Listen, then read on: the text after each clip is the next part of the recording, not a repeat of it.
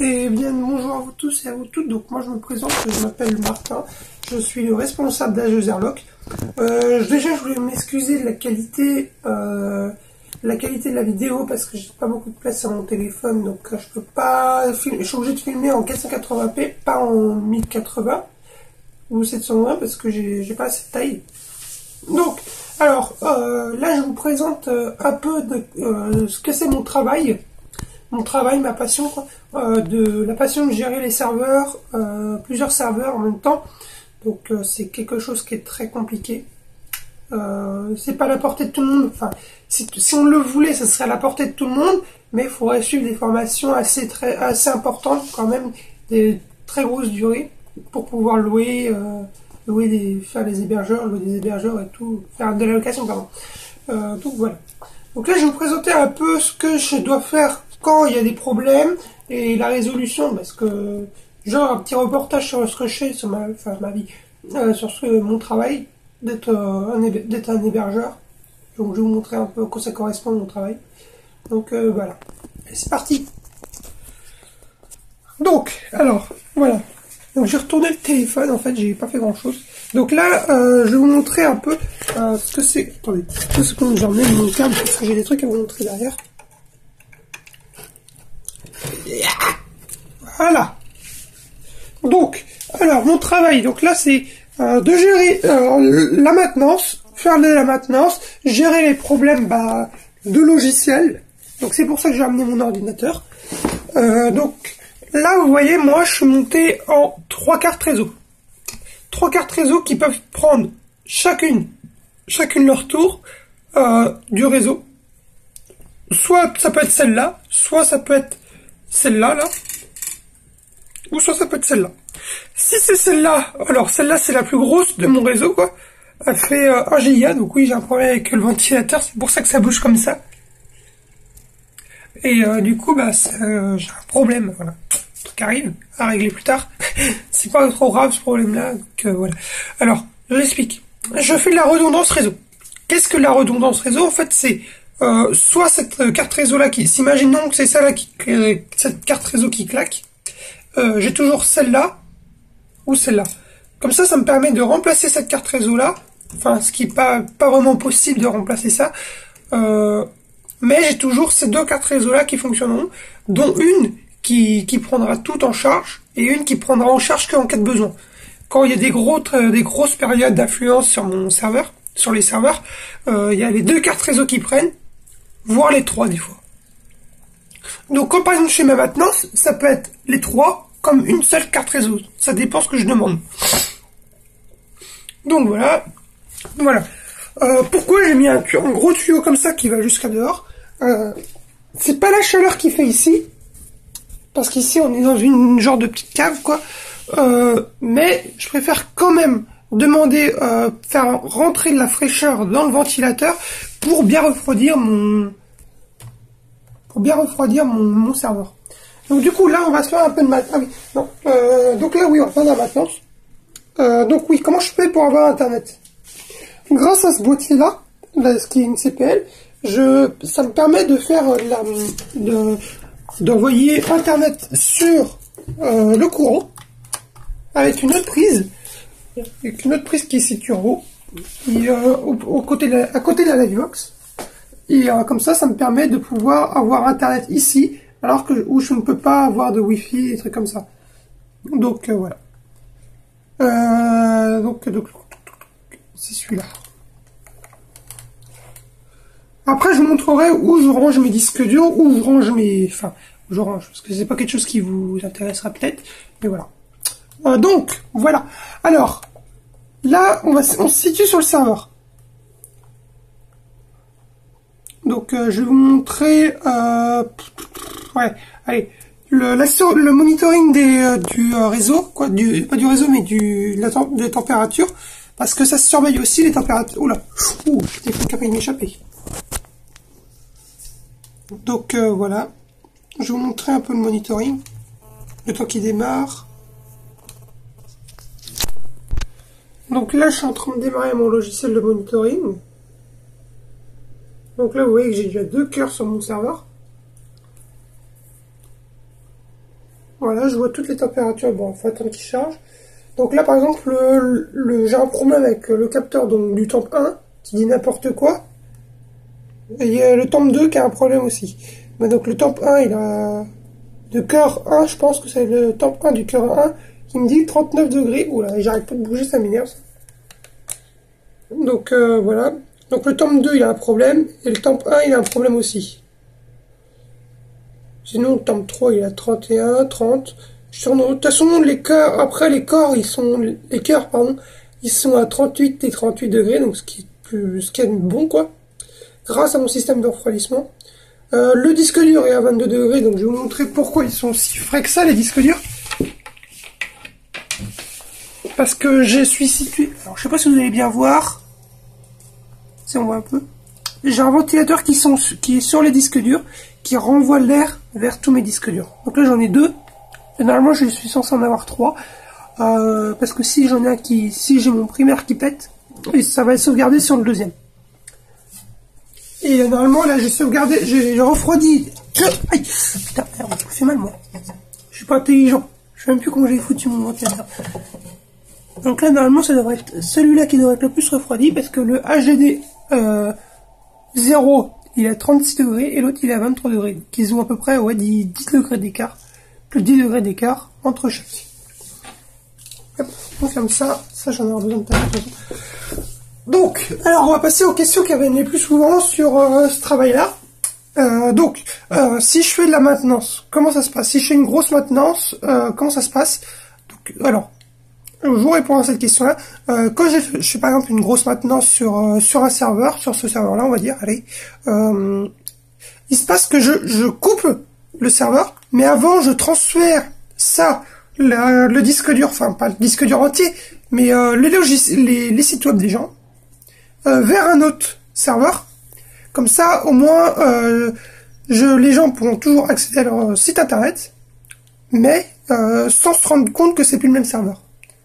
Parce que ça peut arriver des pannes, des grosses pannes, donc je coupe et je suis obligé de transférer les fichiers. De toute façon, c'est en redondance, donc sur les disques durs aussi, j'enregistre sur les disques durs tout le temps.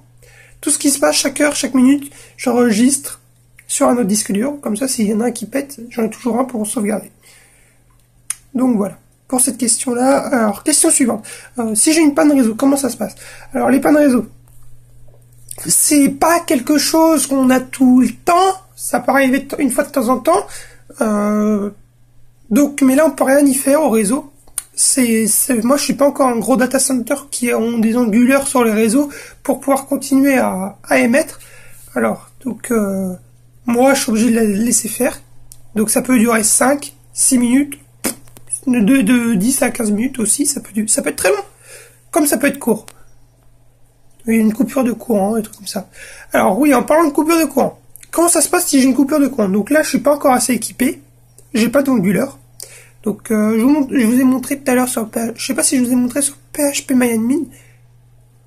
Non, on ira tout à l'heure sur PHPMyAdmin. J'ai eu une coupure de courant, il y a pas longtemps. Donc, du coup, j'ai tout qui s'est remis à zéro. PHPMyAdmin, tout, donc voilà. C'est pas trop grave. Mais c'est un peu pénible quand même pour les fins de mois. Donc, logiquement, je suis assez tranquille là-dessus. Donc, voilà. La troisième question qui revient tout le temps, c'est comment faire pour bien gérer son propre data center. Alors, gérer son data center, je vous le dis tout de suite, c'est du travail, parce que déjà que là, je suis sur un seul serveur, j'ai 3 serveurs. 3 serveurs me prennent à peu près, faut compter à peu près 1 heure, voire 1 à 2 heures par serveur chaque mois pour faire de la maintenance.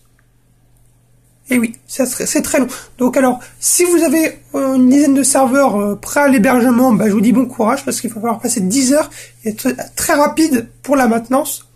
Moi, je suis assez rapide quand même sur celui-là parce que celui-là, je le connais par cœur, ce serveur-là. Donc, j'ai pas de problème. Je suis assez tranquille. Voilà. Alors, comment je fais pour avoir la date ici? Alors, je vous explique. Comme je vous expliquais dans la première partie de la vidéo, j'ai une prise CPL qui permet d'acheminer Internet via le courant. et après ça s'est redistribué dans ce boîtier-là. Donc dans ce boîtier-là, c'est redistribué au serveur.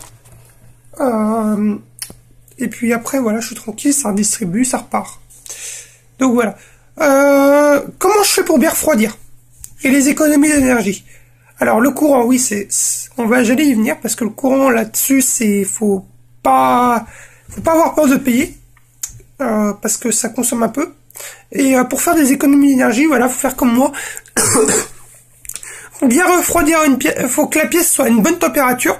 Alors si possible, naturellement. Donc moi c'est naturel, là il fait à peu près 15-20 degrés. Donc je refroidis via ventilateur et air, via tuyau d'air. Comme ça au moins mon PC et mon serveur est bien refroidi. Et du coup je fais plus d'économie d'énergie parce que ça chauffe pas. Oui, après je pourrais récupérer l'air chaud pour pouvoir balancer ça dans des pièces à chauffer. Mais pour l'instant, on va voir ça plus tard. C'est pas là pour l'instant, je suis encore en développement, donc c'est pas ce qui m'intéresse pour l'instant. Donc voilà. Qu'est-ce que je veux dire d'autre par rapport à des questions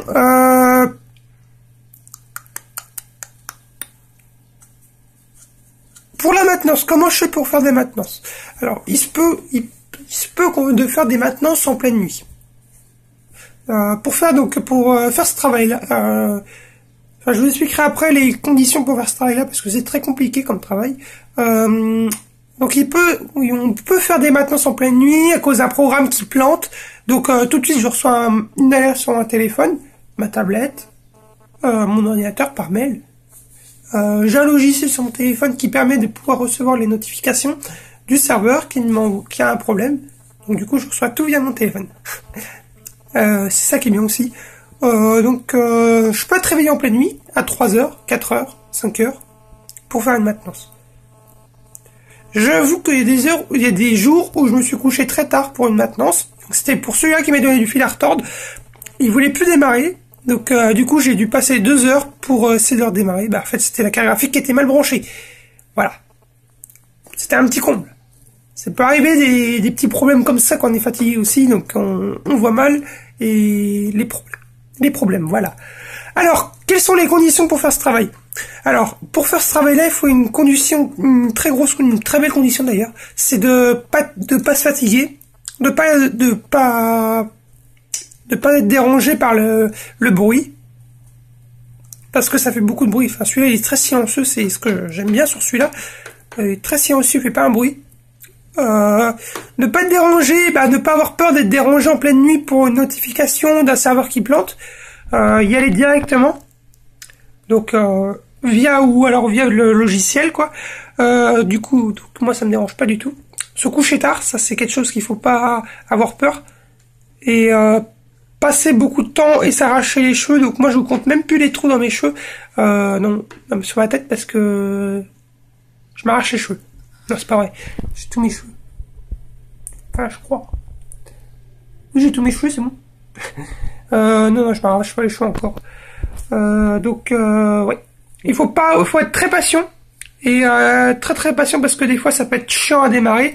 On peut avoir des petits problèmes. Donc du coup, faut être très très très patient. Faut pas avoir peur de passer 1 heure, 3 heures, 4 heures là-dessus sur le même problème. Ça m'est arrivé de passer une journée entière sur un problème de carte graphique. Voilà. Donc c'est pas le problème de la carte graphique qui était mal branchée là, non. C'était autre chose, c'était la carte graphique qui était morte et puis du coup j'ai passé quand même pas mal de temps.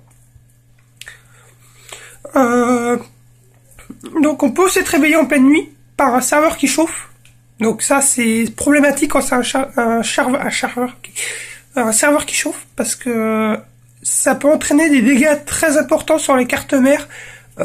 Du coup en rupture de composants qui pètent. Et voilà. Donc des fois oui, pour une anecdote en parlant de composants, j'ai une petite anecdote là-dessus. J'étais réveillé en pleine nuit à cause d'un petit composant comme ça là qui a pété. Je peux vous dire quand ça pète dur. C'est pas c'est un petit pétard quoi. C'est pas un petit pétard mais c'est équivalent à un bison quoi, un petit bison. Donc c'est violent. Ça je vous l'accorde. On peut être aussi dérangé à cause de la pile du BIOS. qui est fatigué, donc du coup, je reçois des alertes sur mon PC ou mon téléphone. Donc voilà. Bon bah voilà, je vous ai tout dit sur mon métier, donc sur mon métier, sur ma passion et bon, ce que je veux faire comme métier aussi. Donc voilà. Bon allez sur ce, bah merci d'avoir regardé cette vidéo, et moi je vous dis à la prochaine pour d'autres vidéos.